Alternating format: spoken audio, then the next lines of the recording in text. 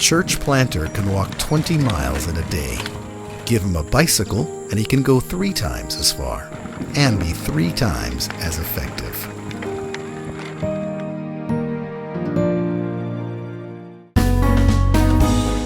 Well, it's so good to be together one more time as we continue our chronological study through the entire New Testament. And today we're once again with Jesus in the Garden of Gethsemane in Matthew chapter 26. And I want to back up just a little bit here, only because there's a couple of details that we find in some of the other gospel writers, other than Matthew, that are worth exploring. And I think one of the most interesting ones is found in Luke's rendition of Jesus' time of prayer in the Garden of Gethsemane. We know it was a time of great agony. All of the synoptic writers describe it that way.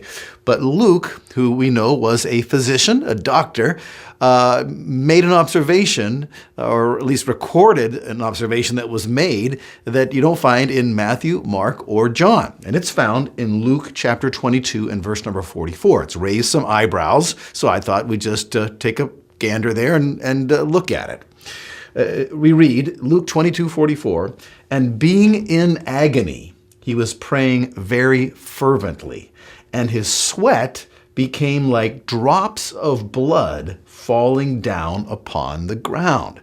Now, who noticed that and referred that to Luke? We don't know, because Luke was not an eyewitness to this event. But somebody noticed it, and Luke, got it passed down to him. I did a little research, and there's actually a medical condition that this actually describes, and just let me read it to you. This is from Wikipedia under the heading of hematidrosis. Hematidrosis, and I may not be pronouncing that exactly right, but hematidrosis is a very rare condition in which a human sweats blood. It may occur when a person is suffering extreme levels of stress, for example, facing his or her own death.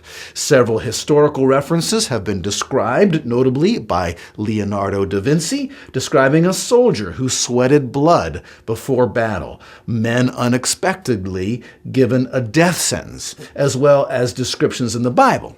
We just read it, that Jesus experienced hematidrosis when he was praying in the Garden of Gethsemane. And there's even a citation there that takes you down to the footnote, and it's cited from the Journal of Medicine written by a doctor. Okay, so it's interesting, first of all, that a doctor is the only one who records that in the 4 Gospels, and that we do find medical evidence that this is a physical condition that can be suffered by people under extreme stress.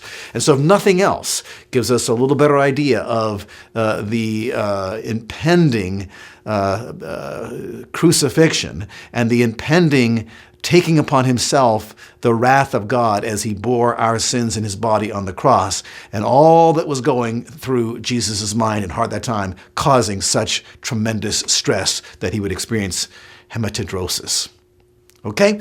One other thing that I thought was interesting, and we'll just touch on this real quickly from Luke's Gospel, is that when Jesus, of course, went and prayed off a little bit in the distance on several occasions, and it says when he came back and saw the disciples who were sleeping, and in verse number 45 of Luke chapter 22, it says, when he arose from prayer, he came to the disciples and he found them, listen to this, quote, sleeping from sorrow. And he said to them, why are you sleeping? I thought that was an interesting phrase. They were sleeping from sorrow. In other words, from Luke's understanding, they weren't just sleeping because it was late at night and because they're, were overcome by sleep, but that there was a psychological reason that was motivating them to sleep, and that was sorrow. They knew that what was about to happen was not going to be nice, and Jesus had foretold what was going to happen, and anticipating that, they wanted to escape. And so one of the ways to escape, of course, is to sleep. Now, I'll confess to you that I've been guilty of that at times. A believer in Jesus Christ, if I want to escape, I can't take drugs, can I? But I have found that going to bed early, hoping to fall asleep just to escape whatever it is that I'm facing that I would rather not face. Trouble is, you only sleep about 8 hours and you wake up in the middle of the night or early in the morning and you've got to face it anyways. But, certainly, maybe you can identify with this, just sleeping from sorrow, just wanting to escape and go into that unconscious state that obviously the disciples did as well at that time. Okay, now we're going to start looking at the story of Jesus' arrest in that garden. And so now we jump back to Matthew chapter 26 and verse number 47. While he was still speaking, behold, Judas, one of the 12, came up accompanied by a large crowd with swords and clubs, who came from the chief priests and elders of the people. Now he who was betraying him gave them a sign, saying, "Whomever I kiss, he is the one, seize him." Immediately Judas went to Jesus and said, "Hail, Rabbi," and kissed him.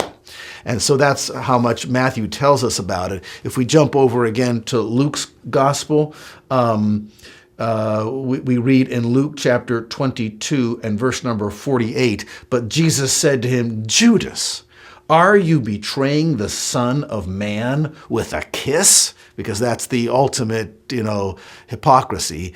I'm betraying you, but at the same time, I'm kissing you, a sign of affection, as I turn you over to those who are going to kill you, and I'm doing this for money.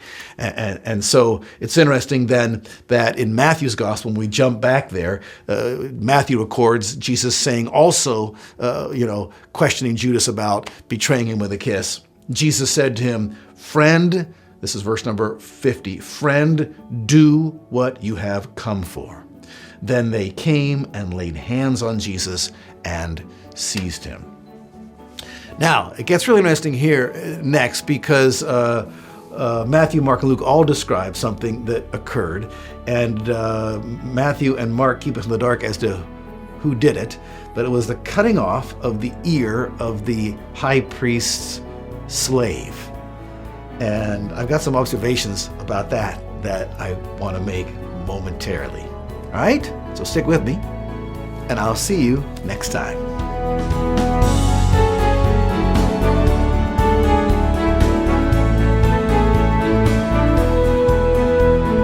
HeavenWord 7 is made possible by the financial support of viewers like you. Thank you.